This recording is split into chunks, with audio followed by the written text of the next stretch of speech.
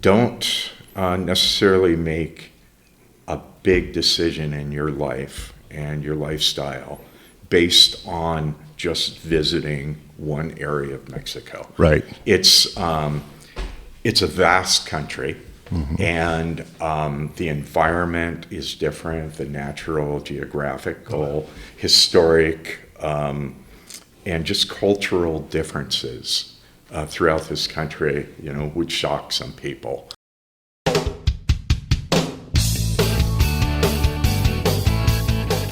Welcome to Expats Like Us, a co-production with Me Vida Margarita, exploring the world of U.S. expat life in Mexico.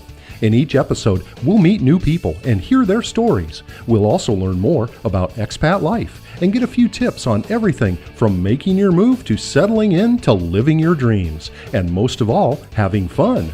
Let's dive in.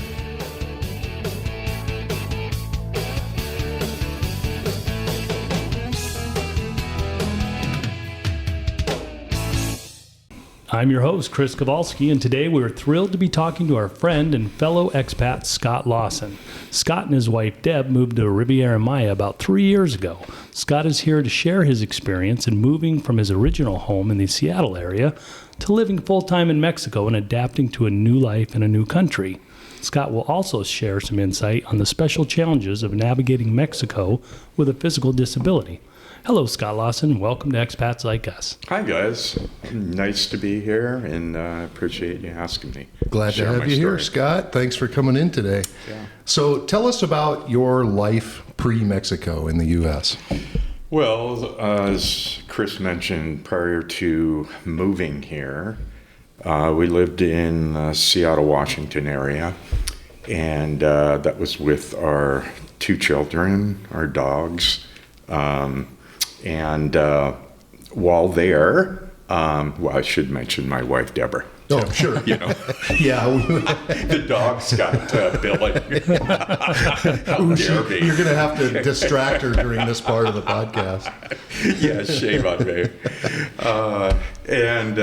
While there, we both went to the University of Washington.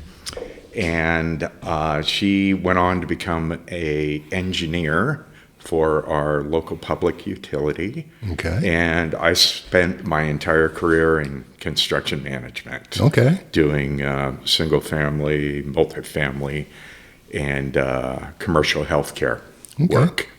And prior to being diagnosed with my disability, which we'll explain and talk about here in a bit, I was a very active guy. I played a lot of softball, golfed, skied, and a lot of that just came crashing down in my late 40s. Oh, right. And but it kind of one of the things that precipitated the move down here. The warmth, the sunshine, it's really done wonders to my health, including things like blood pressure. Yeah. And I think, it affects a lot of people. But, so that, is sort of an outline of, what we did there. I could elaborate on it, but really the next chapter was coming here. Right. And what inspired you to decide to move to Mexico instead of just being in Seattle?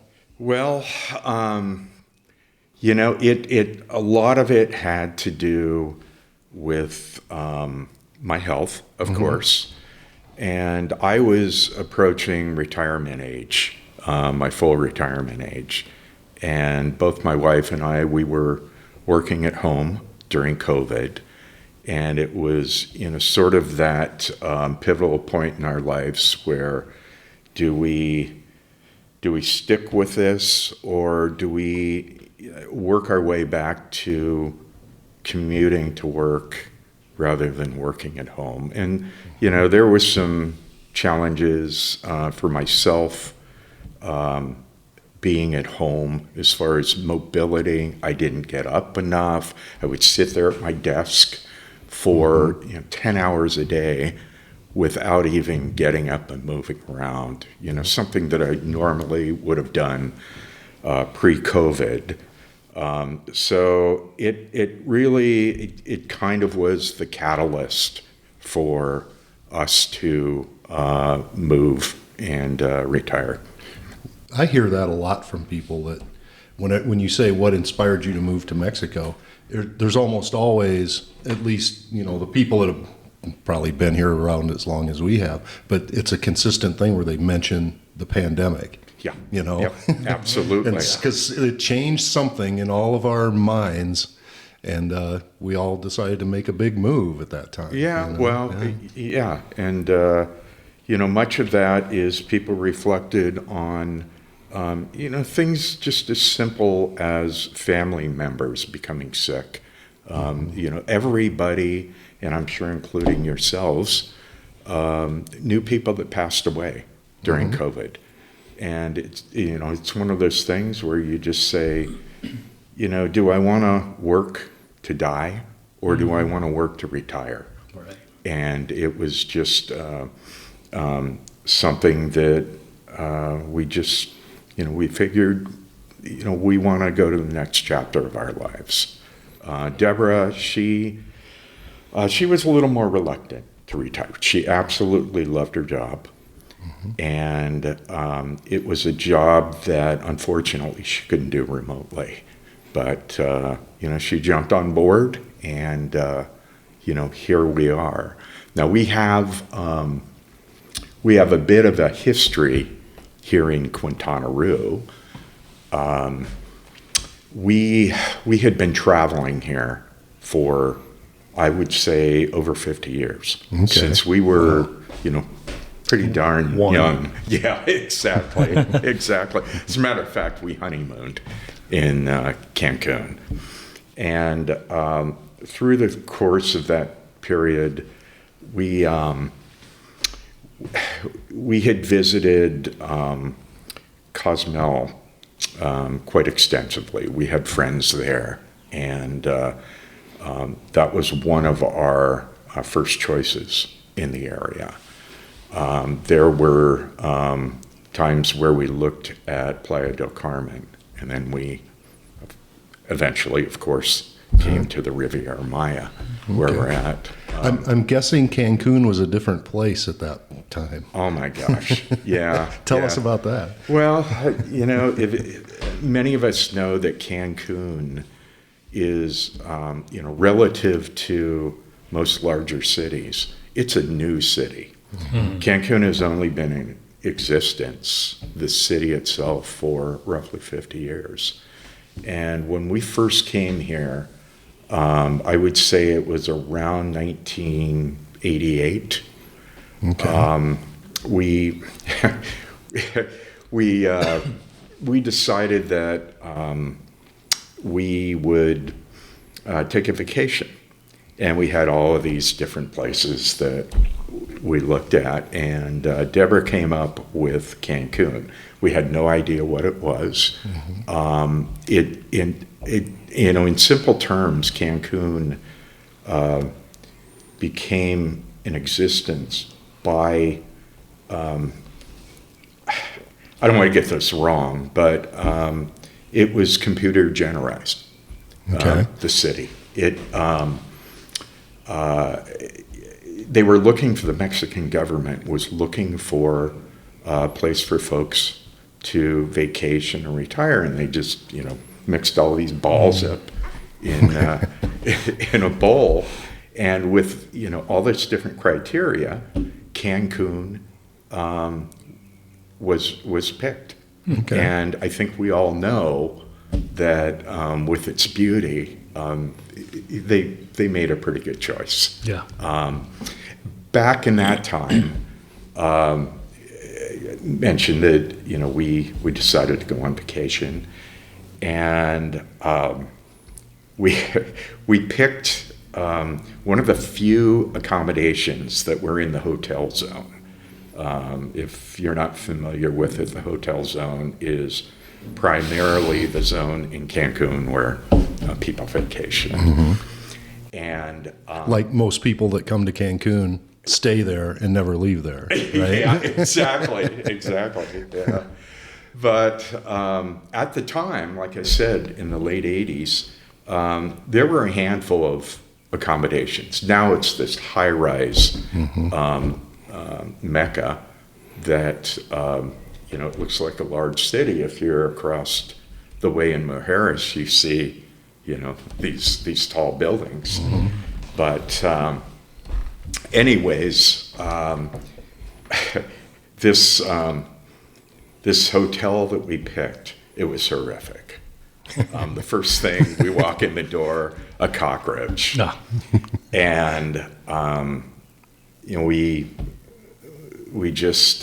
we were not happy. So my trigger is pretty short, and they put us in the presidential suite instead, which was not much better. Not really, not totally presidential. No, exactly. I recall another time that we came with some friends, and we were staying at and this is later in time, a different hotel. No, actually, I think it was this one. Okay. Deborah pulled out a postcard or the advertisement for this, and she goes, "I want this room. I paid for this room." And they pushed us to a different suite. Yeah. So, anyways, long story short, there is that Cancun hotel zone was nothing back then.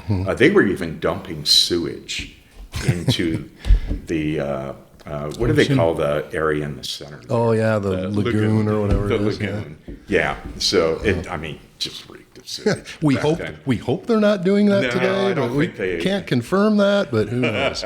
I think they've come a long ways. But anyways, that was sort of the start of things. We were going to stay in, like I said, Cozumel, but we decided, we looked at homes there, and we decided that there was really very little new.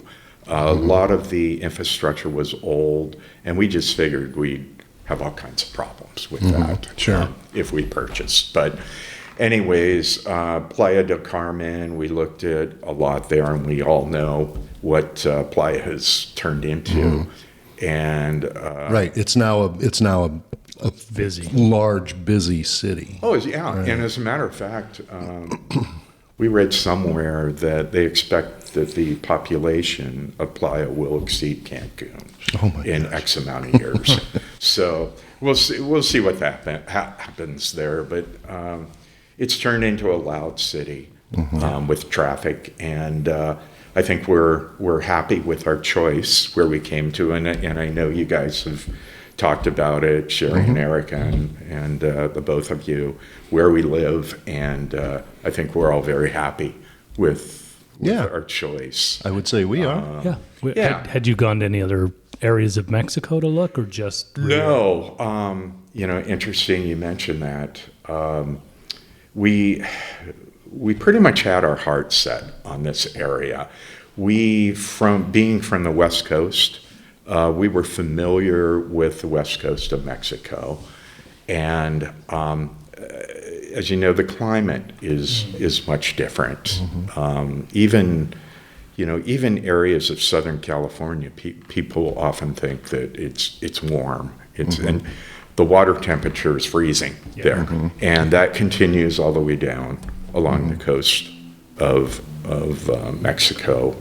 Pretty chilly temperatures. Yeah. So this is one of the things that we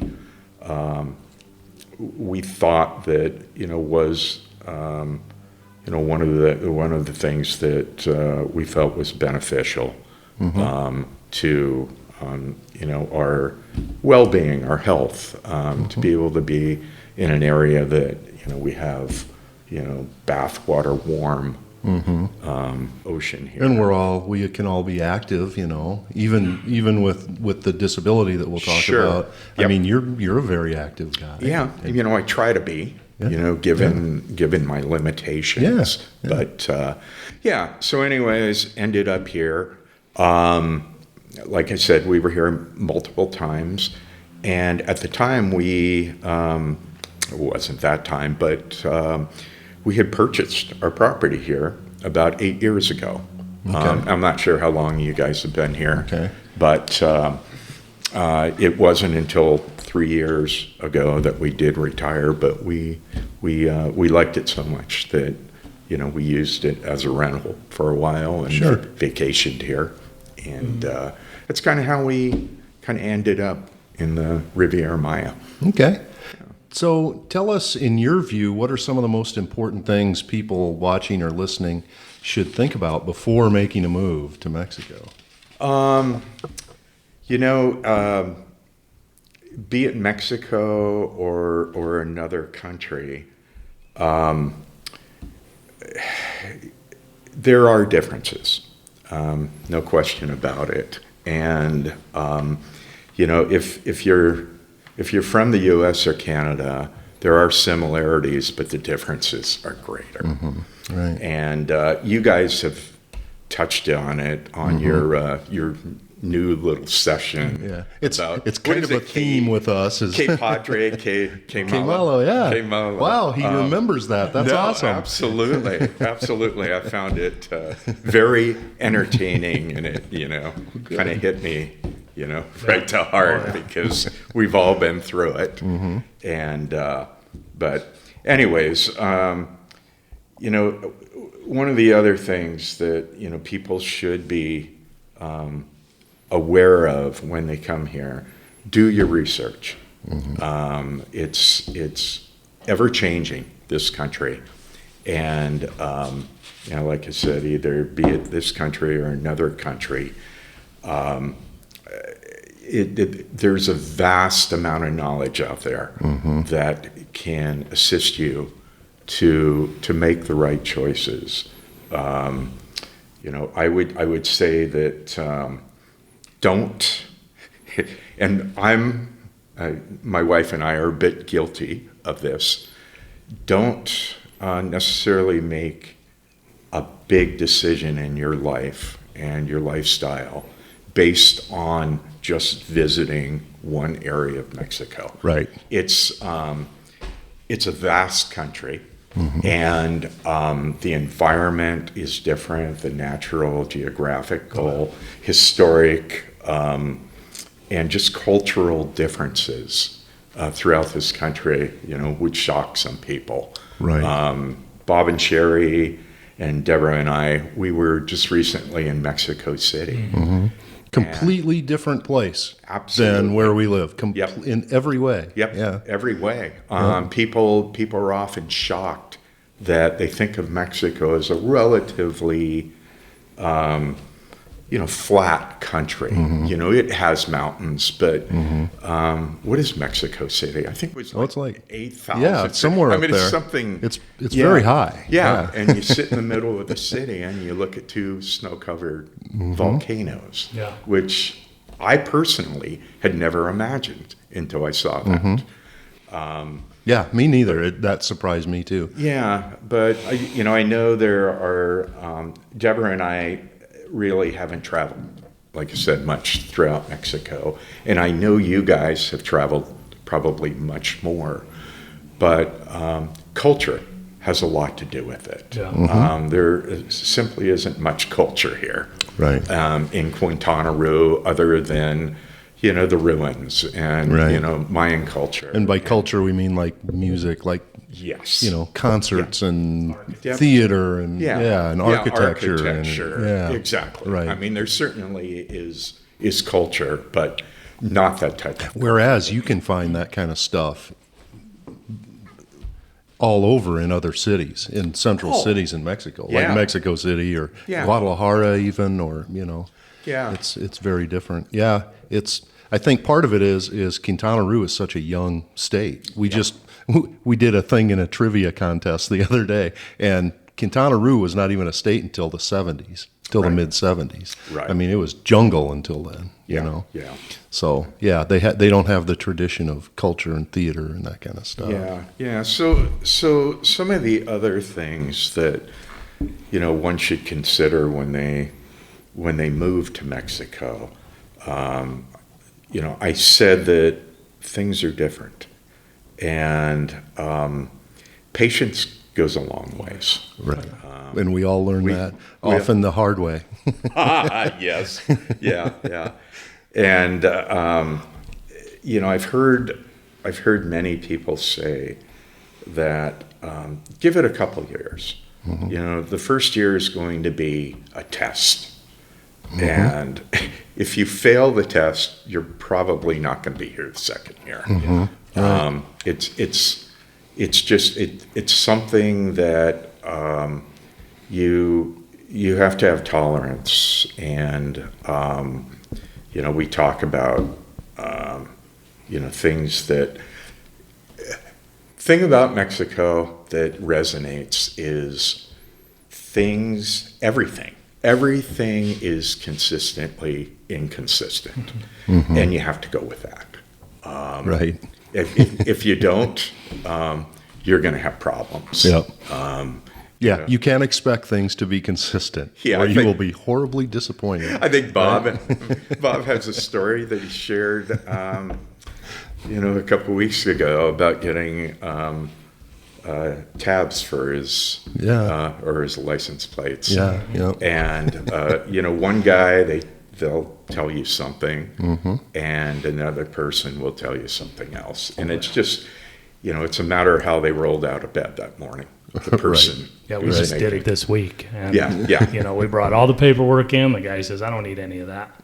Yeah, exactly. Whereas I got sent home to get more paperwork like 2 weeks ago. Touch on that in a second, but the guy next to you, you've been requested, or the literature tells you that you need these six documents. And just for safe measure, you bring 8. Yeah. And, you're standing there, you give them the 6, they take 4, but they want you to go home to get another one. Right, to get another photocopy of one. Whereas the next guy next to you only had 2 documents, and he is successful.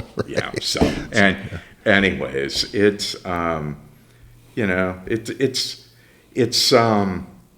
it's some of the things that you need to consider. And Mexico right now, things are changing a lot. It's rapidly changing. With the current administration, the laws are changing. The way that this country operates, it's no longer what we might have thought about in the past. The economy is changing, and as we all know, when we first came here, we could take a peso and stretch it. And it was one of the allures of coming here. Well, and minimum wage has gone up since we've been here. Like what, 50% at least. And slated to go up more, which affects the prices of everything. But on the other hand, it means Mexico now has more of an emerging middle class and they can afford to buy things and buy more goods and stuff. So the economy is improving. Oh, this economy is on fire. I mean, we all know what the conversion rate is right now between the peso and the U.S. dollar. And for those of us who are taking our money from the United States, we're getting clobbered. And it is becoming more expensive to live here. And it's the second punch is that we live in the most expensive area of Mexico, with the tourism region that it is. When we went to Mexico City, we were surprised at how inexpensive things were. we were taking Ubers for pocket change, which it was quite a pleasure. But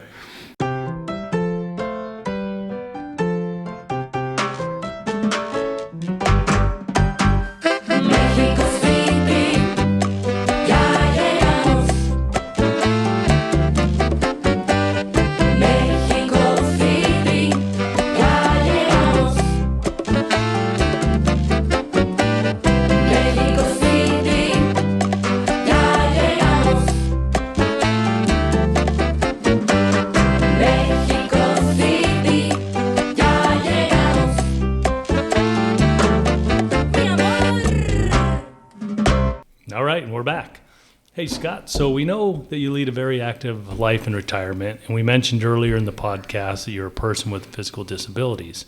Could you describe that disability and how it affects your daily life? Sure.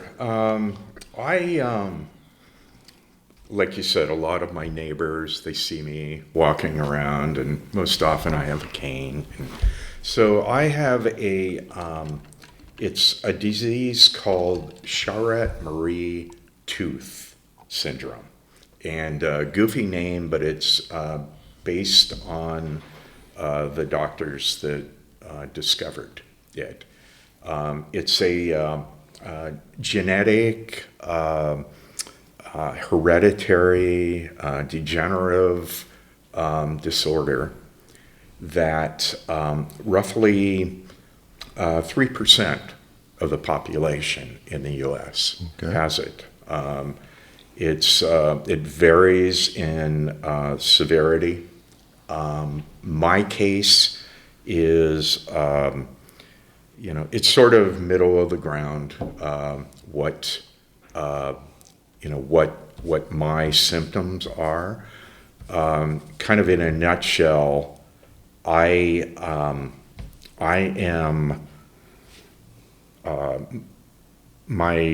my nerves are dead from my knees down.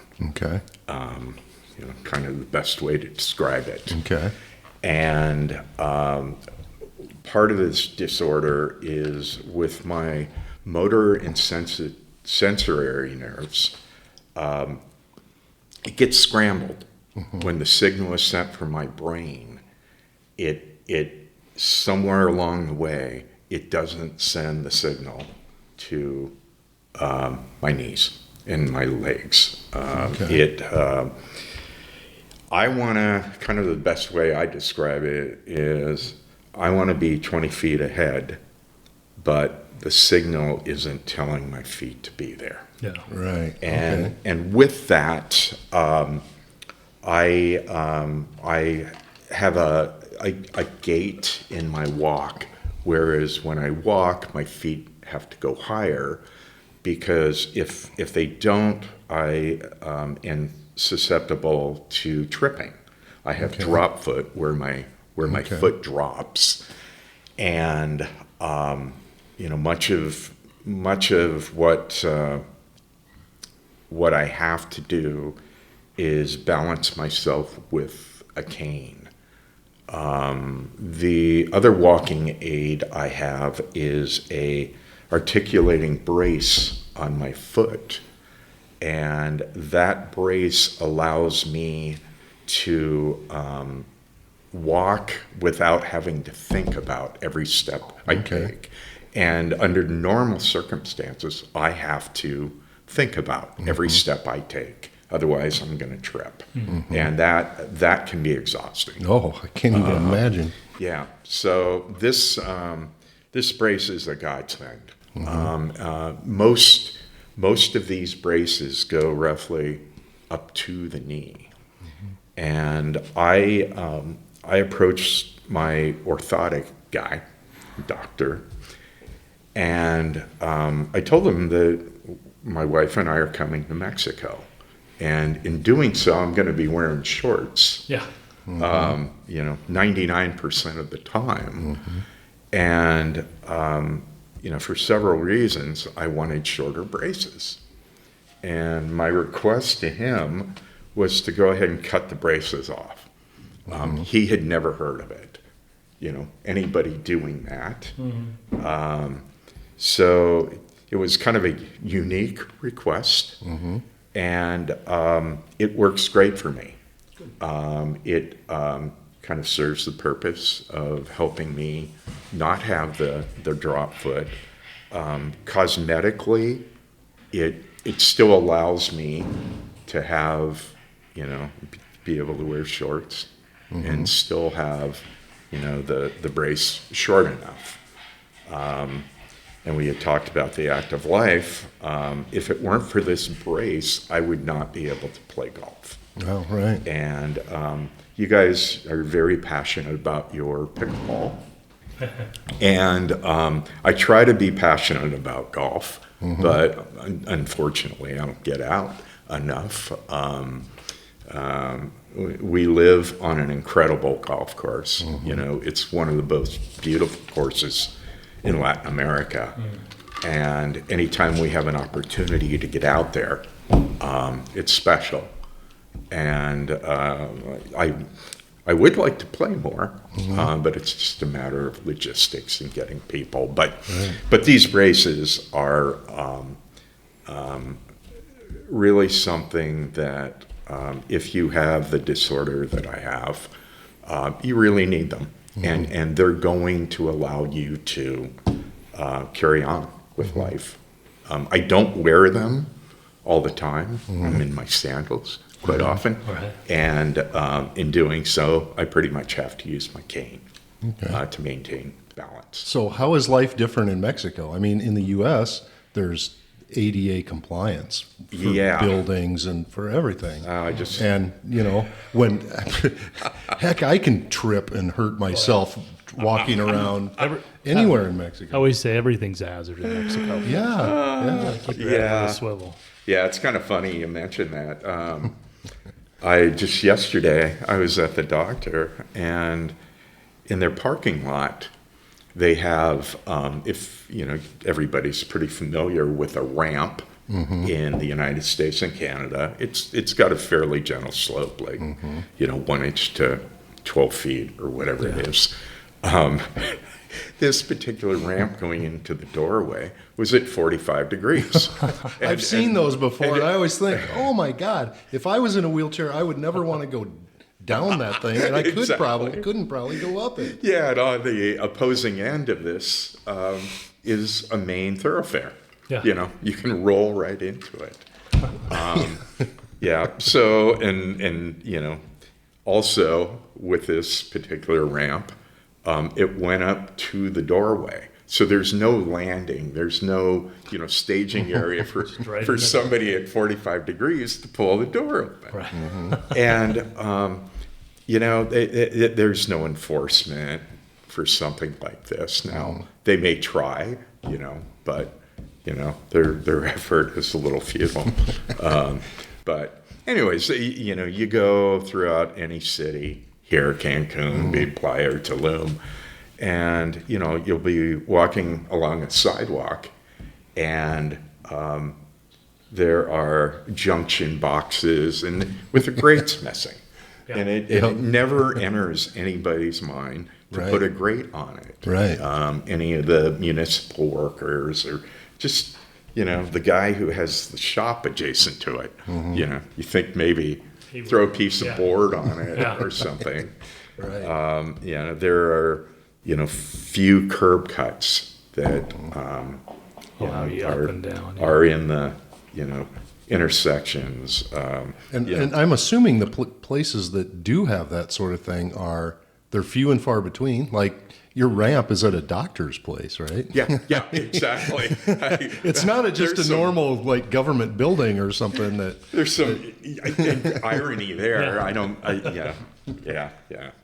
You have to laugh. I mean, it's as much as things you want to be safe. That just you got to chuckle. Parking spaces. They do have ADA accessible parking spaces, but in the area, I have to say they're highly abused. Yeah, they use them for loading. I don't think they don't bust people for parking there necessarily. Right. And if you take a peek, 80% of the cars parked there don't have placards. Right.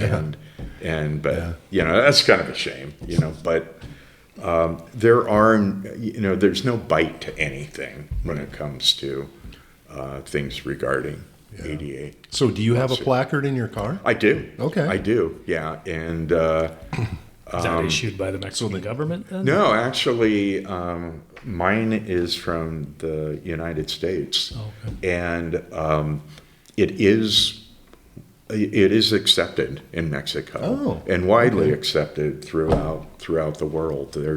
I don't know if there's any reciprocating agreement, but it is viewed as being acceptable. Okay. Here. That's something I've never heard before. Yeah, That's yeah. interesting. So I've never, had anybody try to enforce it, but yeah. But that's good to know, because people from the States thinking of coming down here, if you have a handicap and you do have a placard, bring it with you. Yeah. Because it's good here. Yep, absolutely. And there must be some, reasoning to have it, because I will say that one of your former neighbors had asked me to loan them a placard, and it got stolen out of the car. So somebody's using it here. And it's probably not somebody with a handicap either, I got to assume. Yeah. But it's one of those things that you just have to accept. If you're traveling, part of my advice, we had talked about looking at different cities throughout Mexico. Probably before you make a choice of living in a particular area. Not every city is even anywhere close to the compliance that you might see in Cancun or one of the newer cities. Sure. Right. You go to Merida or even Mexico City, there are areas that they have cobblestone, and they don't think twice. Right. About and the making cobblestones have been there since horses were walking on it. Well, horses could have been walking on it earlier today, but since it was built in like the 1500s or something. Yeah, know? So there really are few expectations to accommodate. I mean, it's not like they do anything on purpose to not. It's kind of how they do it. And a lot of it is, economic. They don't have the money. Right. There's, Yeah. We talked in an earlier podcast about one of the good things we like is we pay very low property tax. But the bad part of that is there's not a lot of money for infrastructure. And Isn't that true? That sort of thing, Yeah. That's why good it is and bad. cheaper. Yeah, it is cheaper It by is. far, but Yeah. So, those are some of the things that you wish we had laws and enforcement for something like what we know as ADA in the U.S. But I try to pretty much work with what we have here. And, So what advice would you have for people with physical challenges who are thinking about making the move to Mexico? Kind of what I touched on a second ago. Look at different areas. If it's something that's really important to you, check these places out first. Right. Because you'd be, shocked at, making a choice if you're going to live in a particular city, and you have those expectations that, are going to be realized. Things like, and I think we've seen this maybe in our neighborhood every so often. If you're making decisions on homes and they have elevators, consider that often our electrical grid here in Mexico is sometimes questionable. It goes out a lot. And it sort of resonates because, like I said, we've seen a couple instances here in our neighborhood that if the power goes out, it becomes a burden not to have. Right. So maybe that kind of housing. You might want to consider keeping in mind, look at places on lower floors. Yep, absolutely. It's those are some of the obstacles that if you are considering coming here. Okay. I think the biggest takeaway there is there are no ADA laws. Right. Or, the comparable requirements in Canada too, that,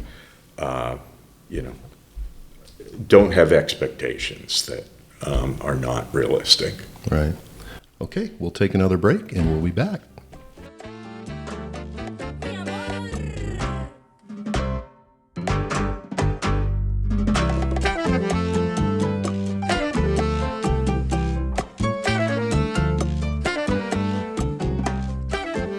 Okay, we're back.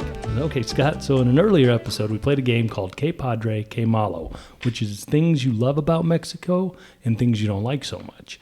Give me one thing you really love about living here, Que Padre, and one thing that you don't necessarily like as much, Que Malo. I'd love to just elaborate and, play your entire game because You can go was on fun. for a while. It's fun to listen to it. I think that, what is it, Que Padre, the things you do like. You do like it. 365 days of the year, sunshine, summer. Yeah. Occasionally you have a blip in weather here and there, and perhaps winter and hurricane season. But it's so nice to wake up every morning and see the sunshine. Especially coming from Seattle, huh? Yeah. Oh, yeah. Yeah. A place where we thrive on 3 months a year, getting outside. Yeah. But, I know you in Utah, Yeah. you faced snow, and same with South Dakota. Yeah. And, but it's just something that I'm sure a lot of people can't imagine until you experience it. Yeah. It's just so good for the soul. Yeah. Just feeling, now today, maybe a little warm outside, but, for March, but, for most often. Yeah. Yeah. Okay. And if you had a list of like the top thing that someone should consider when looking to retire and making an international move, what would that one thing be? One comes to mind is, and I've seen in many other blogs and podcasts, people often say rent first before you really make a commitment to doing so.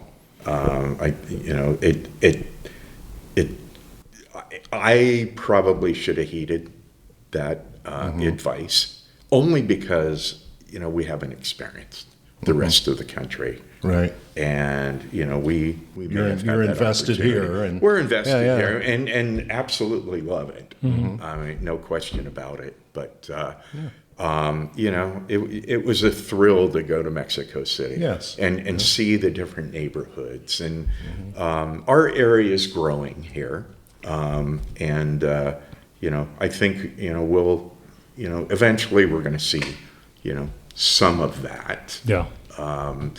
But to answer your question, I would say the number one thing, and I don't care where you go, research. Research the place. Wow. When we first, thought about coming here, and, like I said, almost 50 years ago, we never had the vast amount of knowledge and tools and internet, and it's out there. Listen to podcasts like this. It can really help you with those choices rather than jumping in with both feet. We always, and we talked about this on an earlier podcast, we credit what's the guy's name? It's Two Expats Mexico. Oh, that blog, Paul and Linda. They're the reason we moved. That they made us realize we could move. And Tons of good info. yeah, absolutely. We studied that for years before we came down here. Yeah. And one of the other things that I'm I don't want to digress here, but you talk about when you make choices and what choices you make. look at realistic budgets. I mean, so many times you look at these sites and quite honestly, they're bogus budgets. You can't live in Mexico on $1,000 a month. Yeah, right. You can perhaps, somewhere in a hut in the Survive, middle but of not Mexico. Right. But, often, it's portrayed that you can do that. Right. You've got to look And at it's all taken as a blanket statement about all of Mexico, Yes. too, which is Yeah. completely not true. Yeah. But, that would be some advice when, you're looking at trying to make that commitment. All right. Yeah. Well, thank you, Scott Lawson, for joining us today on Expats Like Us. Oh, thank you very much. Thanks, Had a Scott. great chat with you guys. Yep. In each episode of Expats Like Us, we're going to teach you a new Mexican slang word. This is something you may not find in your phrasebook or your online Spanish class or your Spanish app or wherever you're learning your Spanish. Instead, this is a term used primarily by Mexican Spanish speakers. Today's word is Eres la neta. eres la neta. Eres la neta. Okay, I know that eres means you are. Yes. La neta is a slang way of saying you're the best, you're cool, you're spot on. Eres la neta. Okay, you're the best. Eres la neta, Erica Kowalski from Mi Vida Margarita.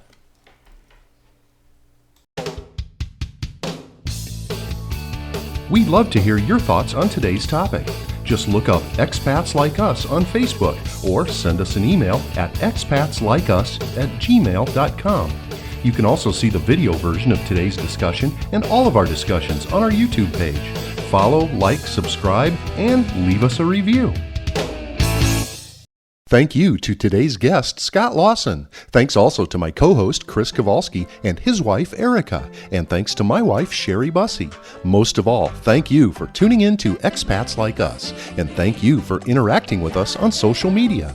Next time, we'll bring you more first-hand information about your international move. We'll see you again in 2 weeks. Until then, remember our homes are not defined by geography or one particular location, but by memories, events, people, and places that span the globe.